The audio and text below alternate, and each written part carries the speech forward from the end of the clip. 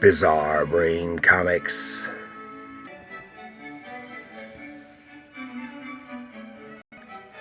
Hello, my comic book friends, and welcome to Bizarre Brain Comics. I'm Gary, your host. This is where I like to take a look at some older comics, talk a little bit about the characters and creators, and examine the stories and the art. And this time,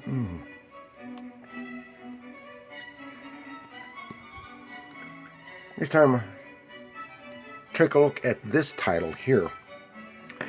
You notice it's a little different. This is Superboy, the comic book. So, what the heck is the comic book? Of course it's a comic book, right? This is Superboy number 4 from 1990. But this is a little different. This is the reason it's called Superboy the comic book is because it is tied into the syndicated TV series of Superboy the series.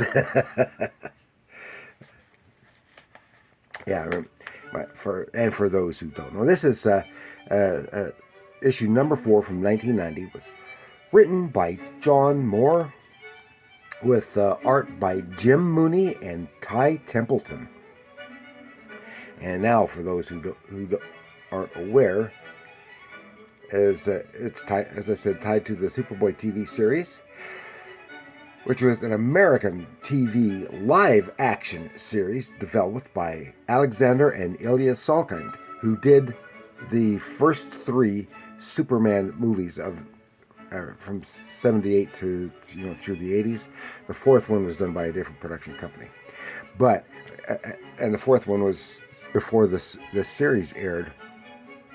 But apparently, the Salkinds had maintained, or at least they maintained the copyright, the rights to the Superboy version of the character, although they had sold the rights to the Superman to that other studio. And that series, it ran for 4 seasons from 1988 to 1992 in syndication for a total of 100 episodes. And starred John Hymes Newton, starred in the first season, and he was booted, and which was followed by Gerard Christopher, who was a much better actor and looked more the part. And he was starred in the following 3 seasons. Now, the only actor who went through all 4 seasons was the lovely Stacey Heideck, who played Lana Lang for all 4 seasons. And she's a wonderful young actress at the time, wonderful young actress, and of course starred in this series. And then just a few years later, co-starred with Roy Scheider in the Sequest TV series. And she still pops up from time to time, but she was both made a beautiful redhead. I have a thing for redheads, and I'm not sure whether she's a natural redhead or brunette, because I've seen her in various hair colors, and some of these the covers from this series featured photo covers featuring the actors. Okay, and the series was set at the fictional Schuster University, which was in Florida, and they made the university in Florida because that's where they shot it. That's where the studio was that they used, and it's just easier to place it there. And of course, if you noticed, Schuster, the name of Schuster University, was inspired by co-creator Joe Shuster, which makes sense. And the title of this story is Big Man on Campus. And as you can see here, somebody with a very large foot has stomped Superboy into the mud.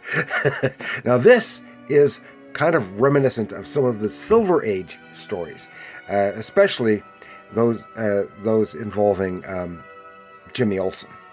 And there's a certain similarity there. In the series, of course, they didn't have Jimmy Olsen, but in the first season, possibly the first 2 seasons, I can't remember, they had a character who is PJ, who is Perry Jr. He is the son of Perry White in Metropolis, the editor of the Daily Planet. And Lana Lang and Clark Kent are journalism students at this university. And it's basically young Superman as opposed to Superboy, because the character's out of high school. He's like 18, 19 years old. But they have to use Superboy, even though Christopher Gerard, the actor who played him, was in his late 20s. Of course, that was common. But he was older than both Christopher Reeve and what's his name, Brendan Ralph were when they played Superman, when they first played Superman. So, and from what I understand, there had been talk at the time of doing a new Superman movie after the end of this series, and having Gerard Christopher step right into that role as Superman. But obviously that never came off. Okay, has some really nice artwork with Jim Mooney and Ty Templeton. And the most standout feature of the artwork, of course, the pencils were great, but the inks really stand out, in my opinion. Okay, here they are. Lab, Schuster University scientist Dr. Peterson and another scientist here testing a gizmo that they just invented. I guess it goes into an alternate. It's like a mirrored surface, which is integral to the gizmo, but it like opens an opening into the another universe, or something along those lines, which I think was used a few times in the series itself. Okay, and so they do a test. They're going to do some more stuff after lunch. Meanwhile, there is right here on the edge of campus, there is a carnival going on, and Clark, Lana, and PJ are wandering around. PJ is a little dizzy after getting off of one of the rides. And they're walking around, and PJ is in a quagmire of self-pity because he just got blown off from a girl that he really liked, and and not in a good way. And they go into the fortune teller, and she tells him some stuff. And plus PJ is an aspiring, even though I think he is a photographer for the school news, for the school paper, he is an aspiring stand-up comedian, and he has a gig here at this carnival. They're going to have a concert later on, and he is going to be the MC and opening act for that concert. Meanwhile, they're just moseying around, and they come across this bunch of frat boy bullies, and they bully PJ, and Lana gives them PJ and Clark, and Lana gives them what for, and they wander off, and then Clark spots one of the rigged Midway games, and secretly using his superpowers gives the guy a little of comeuppance and wins a big prize for Lana. Meanwhile, the scientists are out to lunch, and those frat boy bullies, they sneak in. They're going to cause some trouble. Well, they cause more trouble than they anticipate. They're in the lab, accidentally activate the machine, and the head bully, what's his name? I've forgotten what his name is. It doesn't really matter. It doesn't really matter. And he gets sucked into the basic wormhole inside that machine. So he's sucked in. The boys are scared, and they take off, leaving the machine running. Meanwhile, PJ has gone to go get ready for his act. Clark and Lana wandering around the carnival. and they meet another friend, and Lana goes off with him because she's kind of sweet on him, and PJ was still off on his own, and now he's got to go get ready. There he is getting ready, but here the machine is still on, and suddenly the bully boy who got sucked in, he comes out as a giant, and in the process accidentally breaks the mirror, shatters that mirror. And he's out wandering around as a giant, and you think, oh, he's big, this is cool. He's terrorizing everyone, grabs a beer keg and slams it. So Clark has to change to Superboy to go confront the guy and says, hey, there's nothing illegal about being a giant. And he says, you're right there, but just don't.